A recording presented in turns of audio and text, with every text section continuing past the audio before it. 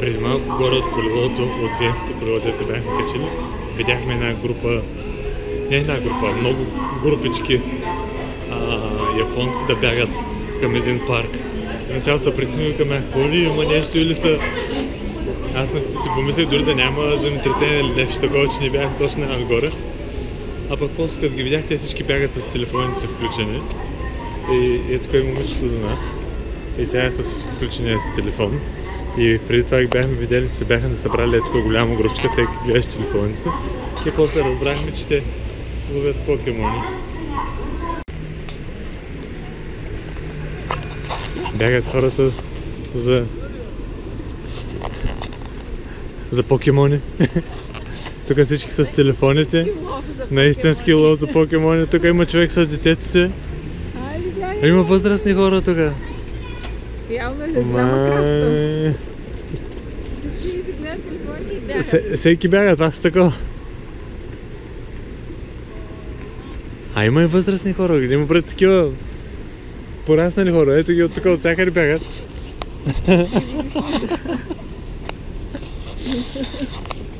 Аз не мога да повярвам. Не мога да повярвам колко е популярно това тук. Да. Тук сигурно пускат нов покемон са пуснали. Също аз нямам представа точно за какво бягат, ама се представям, че са пуснали нов покемон. Защото си държат телефоните, гледат си екраните и бягат. Да. И синхронизирано бягат всички. Синхронизирано бягат всички. Преди малко тичаха в другата посока, като ги гледахме отгоре. И всеки гледаш по най-прякия път. Сега наобратно. Сега сме в Киото на портичките. На оранжевите портички. Тук има много туристи, днес сме в неделя. И сега май това е място с най-много туристи, които сме виждали до сега в Киото. Нямам представа за какво са тези портички. Мисля, че някъде бях чел, че нещо като медитация или пилигрими са минавали през тях и си мислиш за нещата от живота. Горе на хълма тези портички се качват. Пътя покрай портичките минава и се качва на хълма.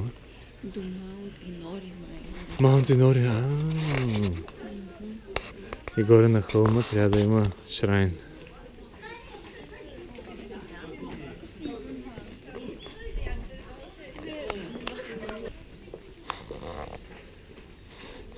Портичките май са дървени.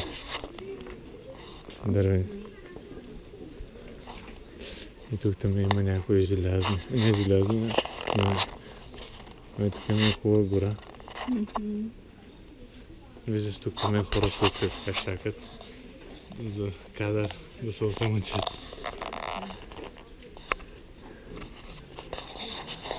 Ето има тук бетона.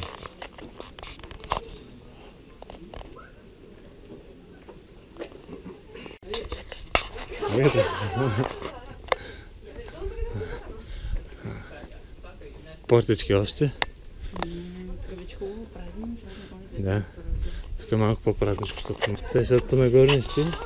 И явно на по-малко хора им е интересно да се качват по-чак нагоре. Има 3 различни пътечки, то зависи къде са. Може би всички са спрели просто до там, до едната площадка. Защото тук вече е по-височко. Мисля, че големия шрайн е чак горе.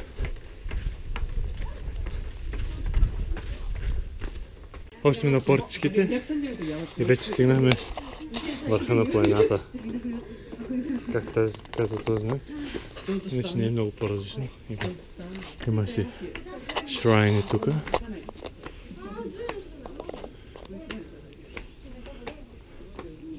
Обаче няма стълби вече нагоре. Има портички тук, сигурно с пожелание или с желание за успех, за здраве, за благоденствие, за безопасност на пътя. Световен мир. Да, няма повече нагоре. Трябва да сме на върха на планината.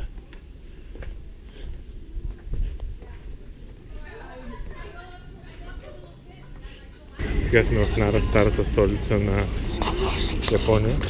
И тук в парка, навсякъде около нас, Има сърнички.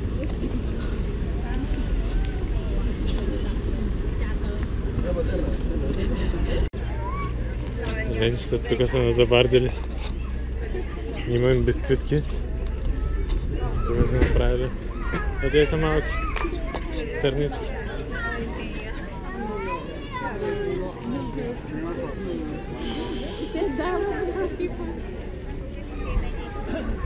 Искате ли да дадете на малки сърнички?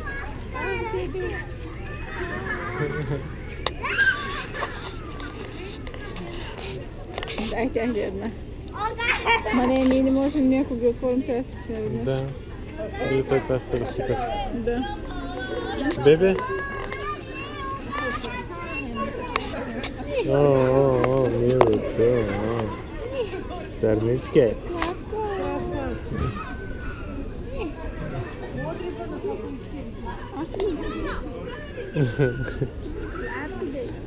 Виж колко бечко.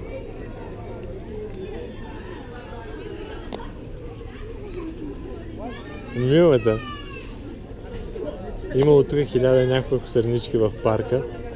И те са на свободно пуснати. Целият парк е пълен с сърнички.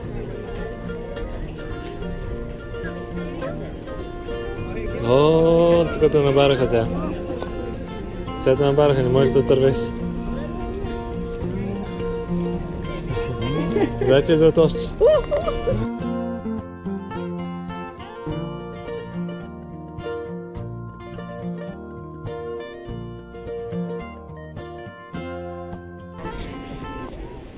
Сега влизаме в сградата.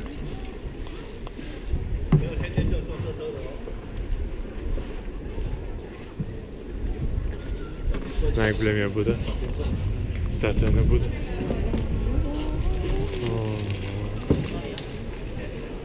Вау!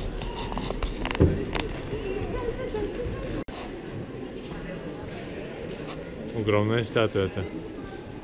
Тя самата сграда е много огромна. И статуята направо се губи. Вие бяхте чели нещо за статуята? Че нос да е 50 см. 50 см. И че почти е разорила хазната на Япония. А тя преди е била, мисля, че покрита с златен слой. Златно покритие. Там има още, да, те са няколко. Май четах, че има 12 малки будички, които я заобикалят Чакай, значи има една дупка в дървото, която ако може да се превреш през тая дупка, значи че може да се превреш през нозата. Знаете, обяснете, че аз не го знам това. Означава там, че си просветен. Че си просветен. Че си Буда такъв. Те го... Браво! Защото се мъчи от 15 минути да мине. Да, точно такова. Зор видях. Дай сега да ви момиче. Там момиче сега е така. Само, че трябва да се завърти. Да. Тя въобще не разбра. За белите мъже е трудно. Да, защото има по-широки рамене. Чакай да видим това момче дали ще успее. Той е мънчек той. Да. Той въобще не разбра. Такова. Виж достатъчно финна. Тясничко ли? Тясничко.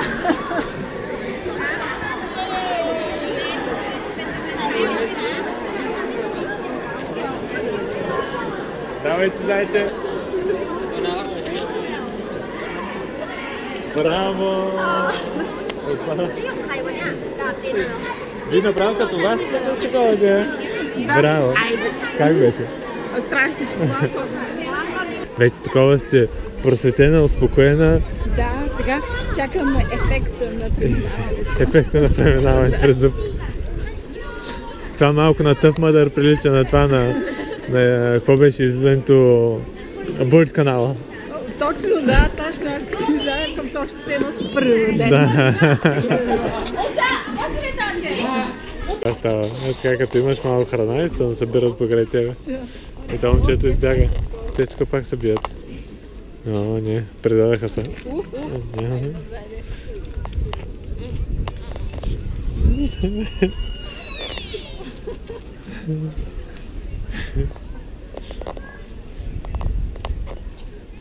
Нападат туристи. Ой, женската нападна. Колкото пъти.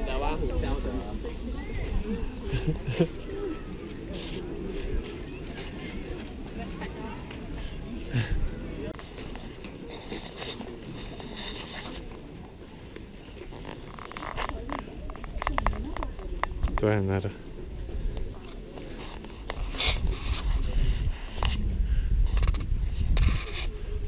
И някакво павилионче на върха с веранда. И тук дървото цялото е на вълнички. Просто личи, че е протрито, не че е огънато от вода или нещо, просто протрито от хорене. Повечето храмчета тук са на около 1000 години.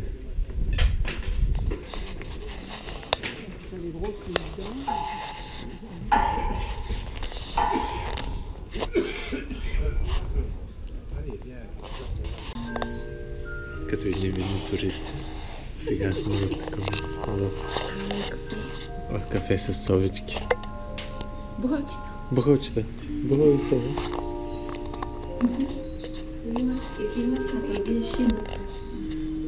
Шин? О. Мили. Те заспиват. Някой се оплаква. Там има такъв като на Хари Потър. Малин. Този как се казва? Той е тук Кен.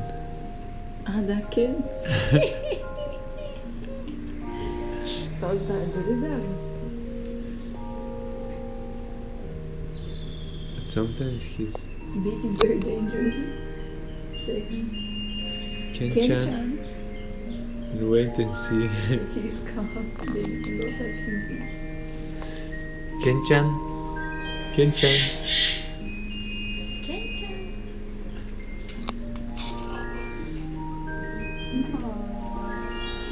Ken-chan. О, Хари Потър е отзади. Виждате ли? Това е замъка на Хари Потър. Кен-чан. Кен-чан. Знаеш какъв приятел? Кен-чан.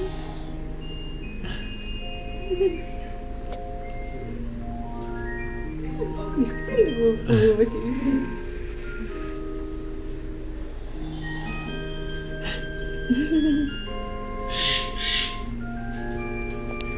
Рен?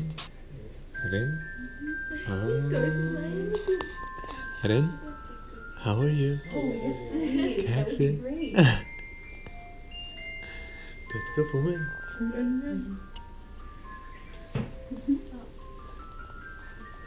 Рен? Рен? Тя викаше, ма милваш ли седна? Еми аз не го знам, сега да го милвам. Рен?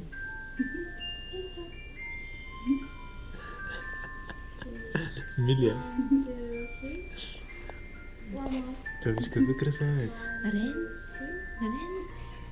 Рен?